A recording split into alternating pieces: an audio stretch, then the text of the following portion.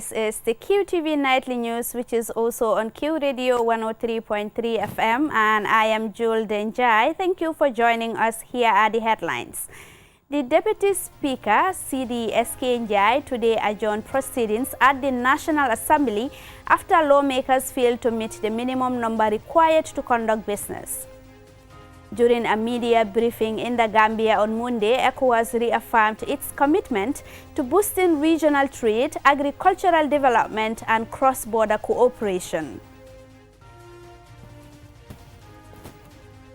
And of course, the government of the Gambia has officially launched the National Research and Innovation Fund, which aims to raise $100 million under the theme, Awakening the Giants, a new era of disruptive research and innovation for national transformation. And in international news, amid a war between Iran and the US, Team Iran relocated their base camp to Mexico due to visa issues, concern over safety and protests. Now they have finally set foot in Los Angeles. In sports news, the Sports Journalists Association of the Gambia held their first ever Gambia Football Federation debate as the race to the country's highest football office intensifies. However, only one aspiring candidate attended the convergence. Those were the headlines, and now the news in detail.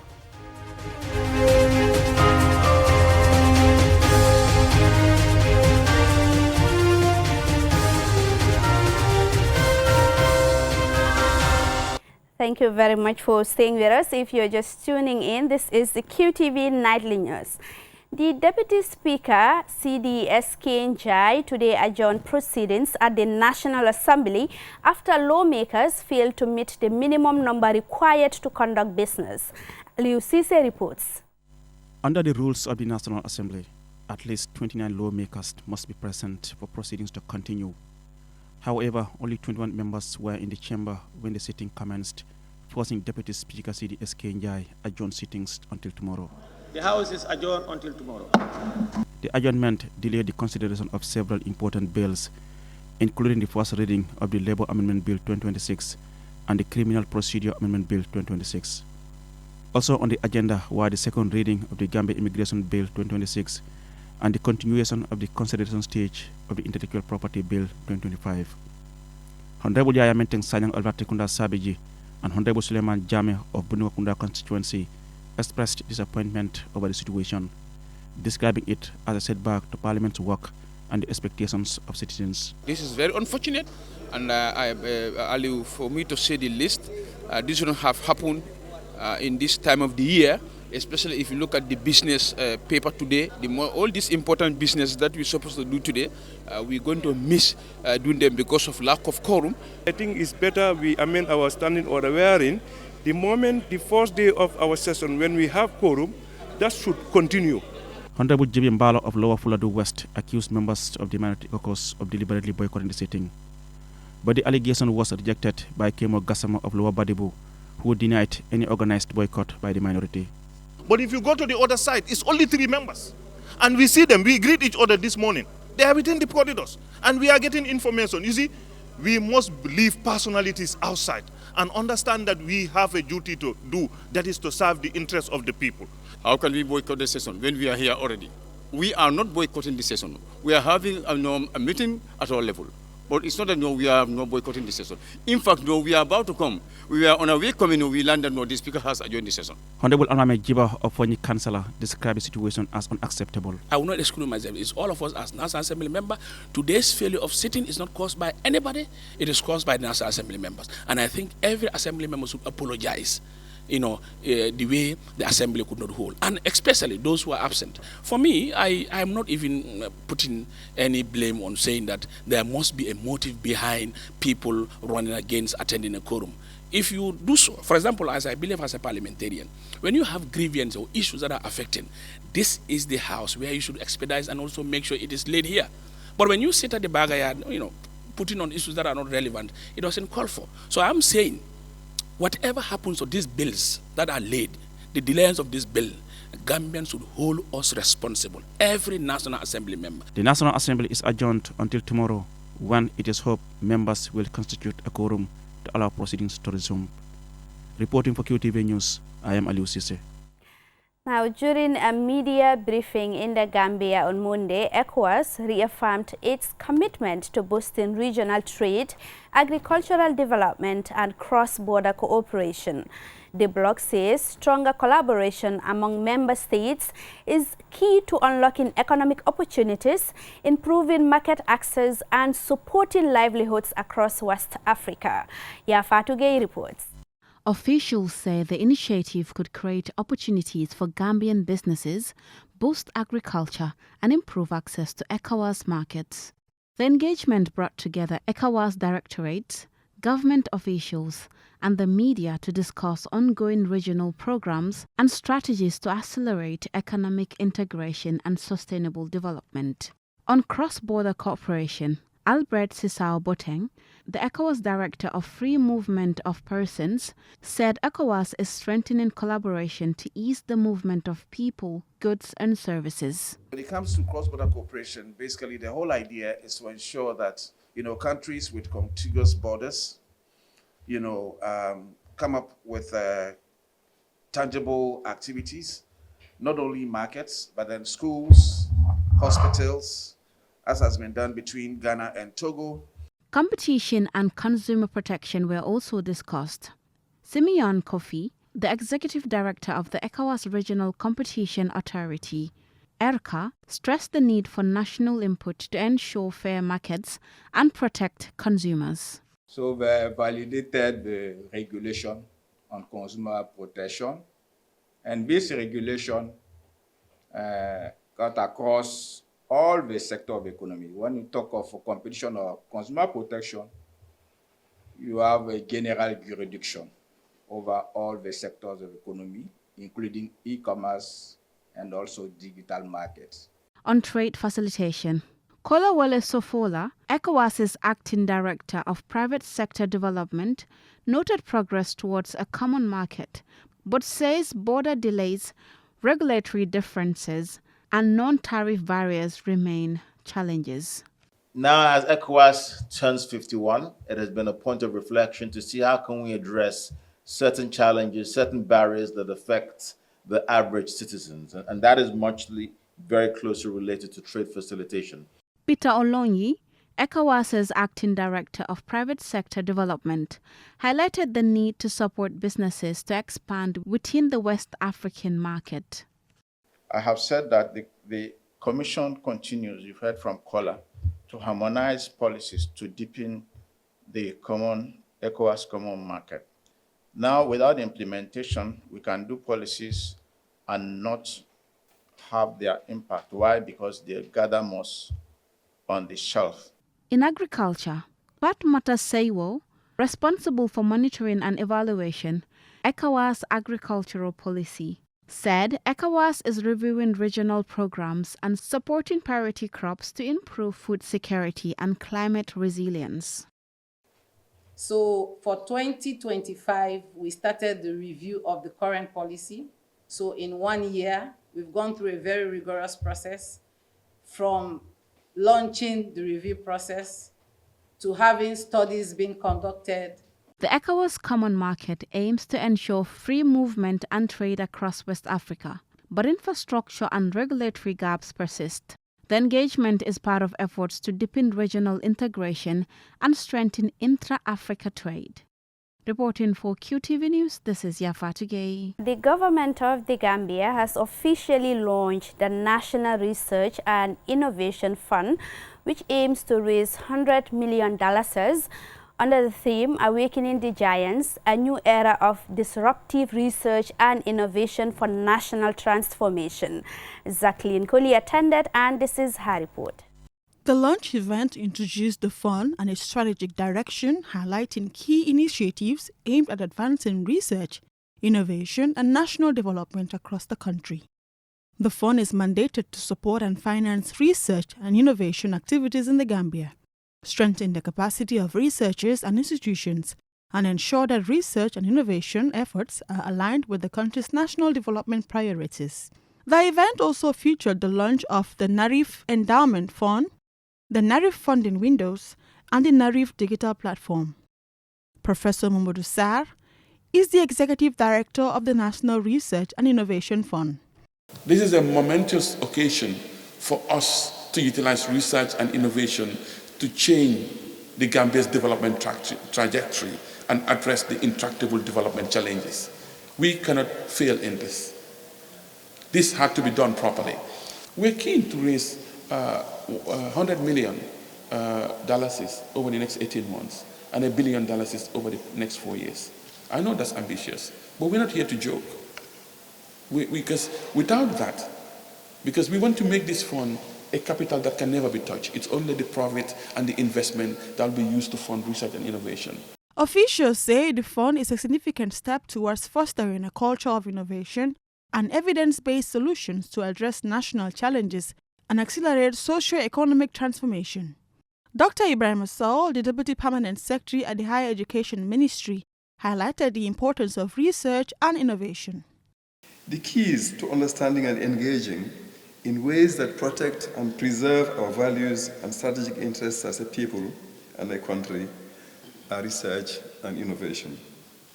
It is through research and innovation that we can accelerate the transformation of the Gambia's economy from where it currently is into a prosperous economy that can give jobs to our young women and men, find lasting solutions to the problems such as the backway phenomenon.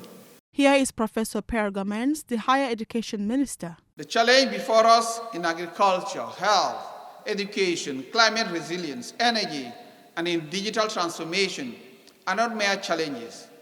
They are challenges of translation which require critical diagnosis that our research institutions must offer, whilst their prototypes exist in our innovation hubs, leading them to practical solutions or commercial values. These challenges are what NARIF is here to address through its funding strategy that are inclusive and gender responsive.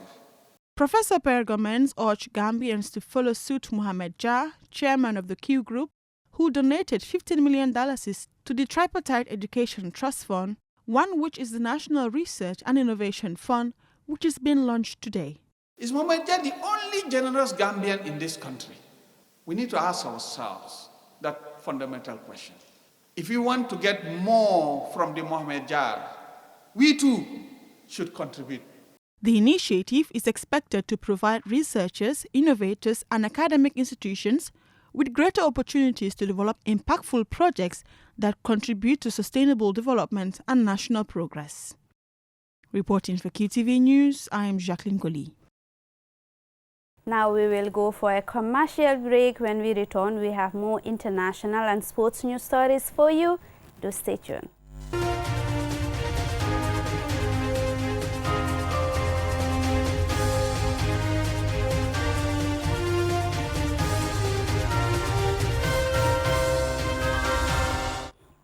Welcome back, and this is QTV News, and I am Jul Denjai. Here are the rest of tonight's stories. Up next, we have an international news story, which is also both sports and politics story. Now, amid a war between Iran and the U.S., Team Iran relocated their base camp to Mexico due to visa issues, concern over safety, and protests. Now, they have finally set foot in Los Angeles. CGTN's Mark Nui reports from Los Angeles. Amid a war between Iran and the U.S., Team Iran relocated their base camp to Mexico due to visa issues, concern over safety, and protests. Now they finally set foot in Los Angeles. After all the hardships and hurdles they faced over the past several weeks and even months, the Iranian team has finally made it to here. They're now familiarizing themselves with the pitch. They emphasize they want to stay away from politics and instead focus on the game. Team coach Amir Galanoy acknowledged that difficulties such as support staff getting their visas rejected have impacted their preparation. Without any doubt, this kind of behavior will impact negatively the spirit of football. Football is supposed to bring nations and cultures together. look, whether we win, whether we lose, that is a personal feeling everyone has. But football as a game is to bring about joy.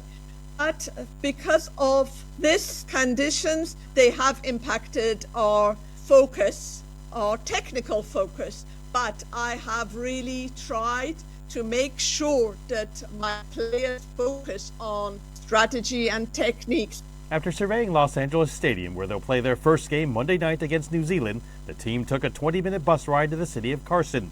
They held a practice at the home field of the LA Galaxy, the team where superstar David Beckham used to play. Iran star player Mehdi Taremi says he felt the tension the very first moment he arrived at this World Cup. The feeling, the sensation that people always have about how they look forward to the World Cup, I think this time around maybe they haven't had the same feeling, because they're all waiting for everyone from whatever country. They're joyfully looking forward to their respective countries playing. And this kind of tension, it undermines that joy, and it undermines the message of FIFA and our people, which is about football that brings about peace. And that is how I felt. Asked about the opposition Team Iran will face from some of the Iranian-American community, Taremi said that as footballers, they're here to try to bring joy to all Iranians, irrespective of where they live. Mark New, CGTN, Los Angeles. Up next, we have some sports news stories for you. Now, the Sports Association of the Gambia held their first ever Gambia Football Federation debate as the race to the country's highest football office intensifies. However, only one aspiring candidate attended the convergence. Our sports reporter Momodo Gajaga was there, and he now reports. The first ever Gambia Football Federation presidential debate, organized by the Sports Journalists Association of the Gambia, SJAG, went ahead despite only one presidential aspirant, Sadibu Kamaso, showing up out of the three candidates. Fellow aspirants Kemo Sise and Musa Jame failed to honor their invitation to take part in the debate, with their camps citing bias of the SJAG for boycotting the debate, according to reports on various media outlets. Omar Jaju is the president of the Sports Journalists Association of the Gambia. This debate here today serves as a vital forum for accountability, transparency, and strategic vision. Our game, that is the beautiful game of football, stands at critical crossroads, demanding robust leadership, sustainable development, and a clear roadmap to global excellence. The debate moderators, who were carefully selected by the Debate Commission established by the SJAG, had a series of questions covering governance, infrastructure, women's football, funding, transparency, and accountability. This was the response of Sadibu Kamaso, the candidate contesting for Team Restore Confidence. That's why the fourth pillar of our starting 11 means accountable governance.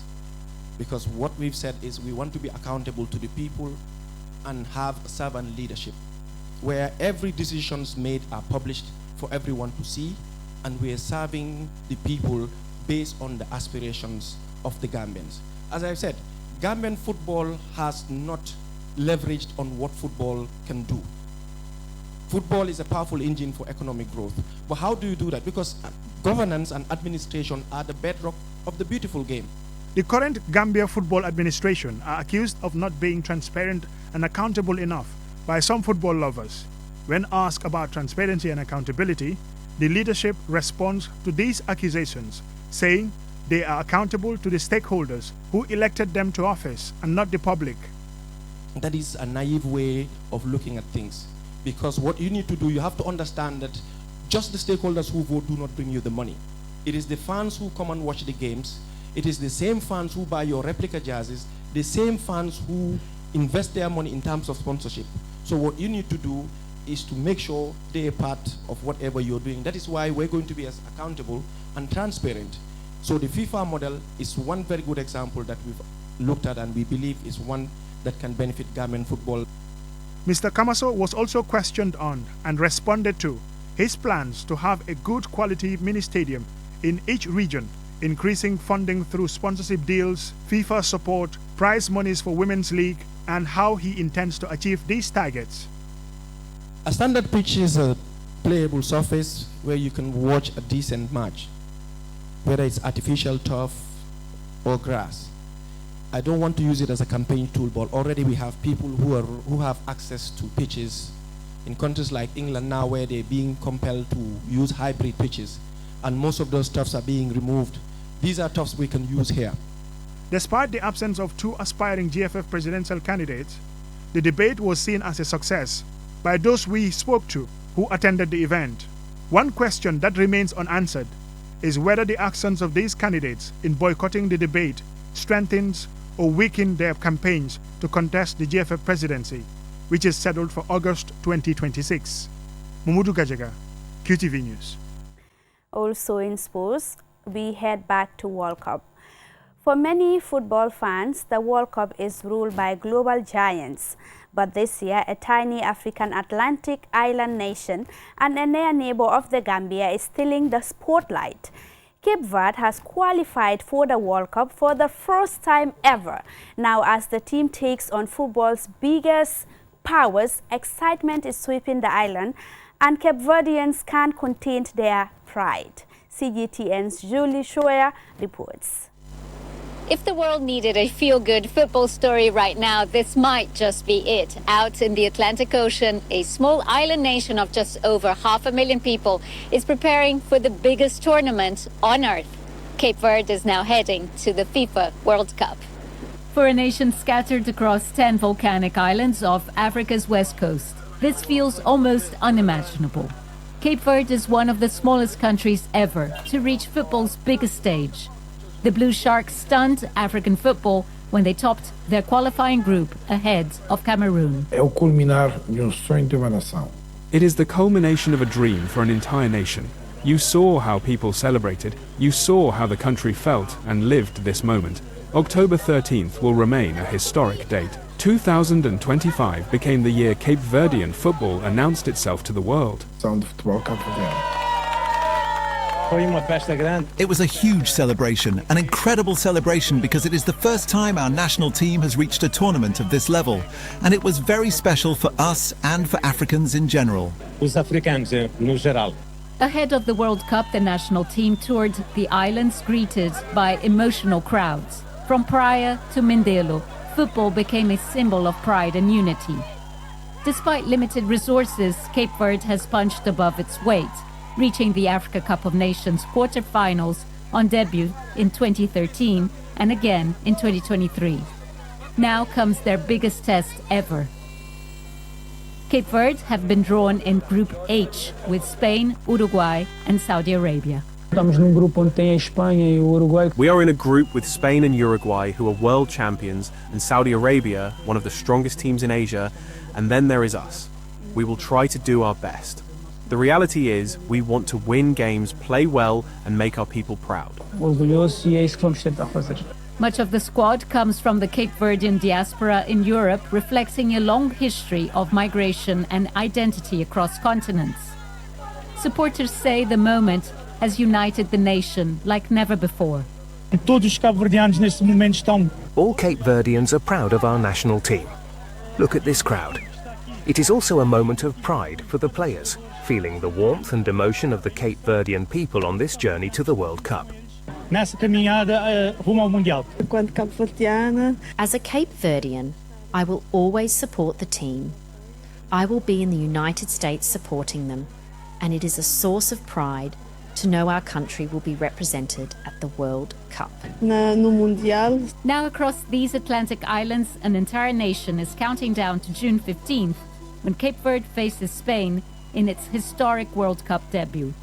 For many, the journey has already become part of national history, but the dream is only just beginning. Julie Shara, CGTN, Cape Town. This is all we have for you in this edition of the News Bulletin. Do join us again tomorrow at 8 p.m. for another News Bulletin. Until then, it's a bye for me and the rest of the team.